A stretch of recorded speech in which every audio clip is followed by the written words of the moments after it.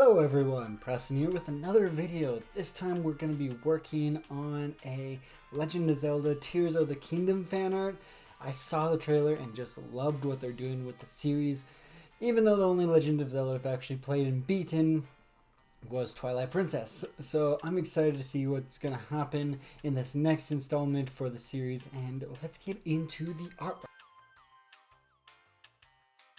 Alrighty, so with this piece, I wanted to do something a little bit more grandiose, big. I wanted to test out a different ways to make this look like it's looking like it's just this massive scene. So on Twitch, I actually had a few people join me and help me decide which one I was going to work on, because it was a lot easier for me to figure that out with a lot of community going through it.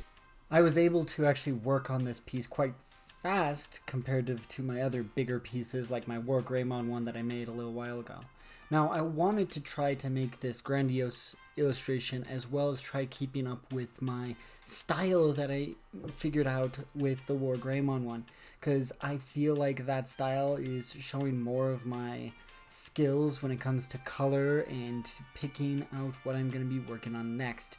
And I think that this is a great piece to show that and show what type of ways I can create artwork as an artist and see where things can go in the future with my style.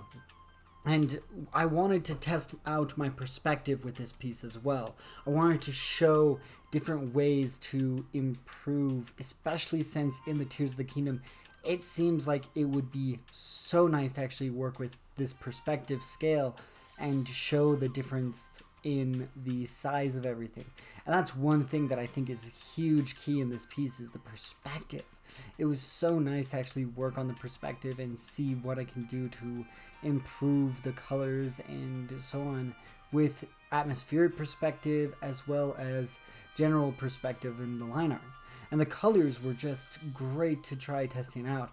I did have kind of some issues with the atmospheric perspective on the bottom, but that was just something that, it wasn't necessarily something that was advised for me in the past, and it's been something that I feel like could implement. But I wanted to show with this piece the keys to the adventure that people feel when playing these games, to show what people felt when I played this game back when it was on the Wii and GameCube.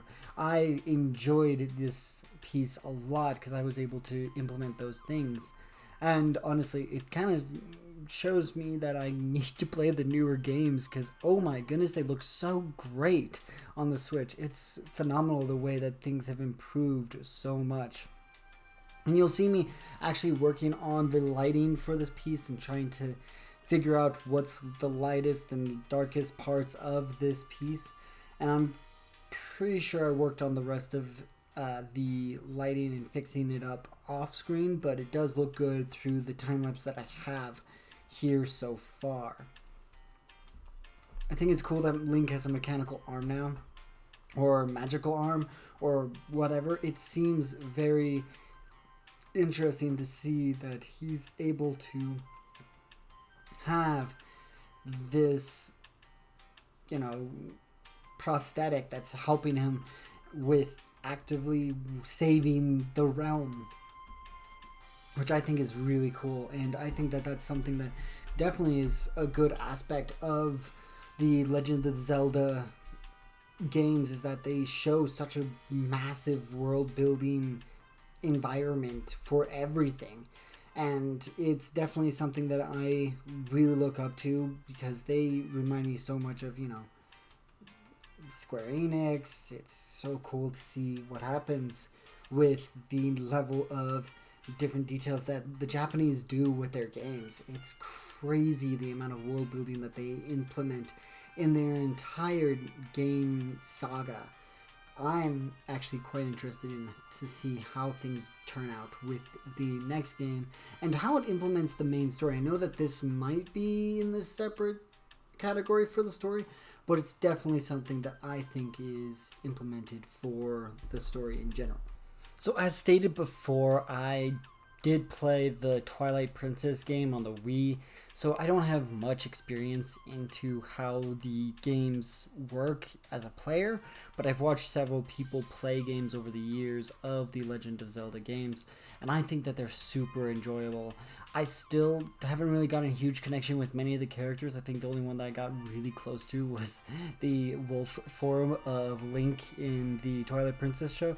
So that's kind of the one that I kind of go for when it comes to the differences of characters. And that's who I kind of go for the type of game I want and play, and that's my character to go for. So if you do have a character that you like, please let me know in the comments below. Maybe I'll draw them in the future if I play some more of the games. Although this is like one of the fastest ways that I've worked on a full-on illustration, it's super interesting to see the development that I have had in the past and seeing what can be done in the future for me. So if you guys actually enjoy the artwork that I make and want to see more, please like, comment what you guys think and who your favorite character is again, and let me know what you think in the bottom of my artwork, and subscribe. But other than that, I hope you guys enjoy the rest of this video, and I'll see you guys at the end.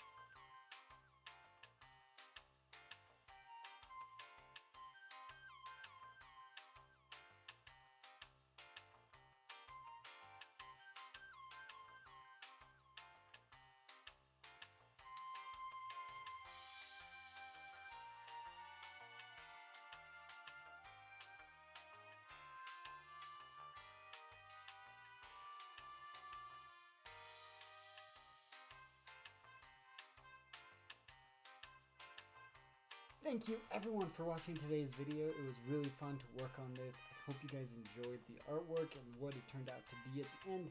And I hope you guys all have a great rest of your day. And remember to comment what you guys think of this piece and who is your favorite Legend of Zelda's character. And as well as subscribe. For those that want to know, mine is obviously Link. Because, you know, I Wolf Link specifically, because that's the only one I play. But I hope you guys all have a great rest of your day, and I'll see you again next time.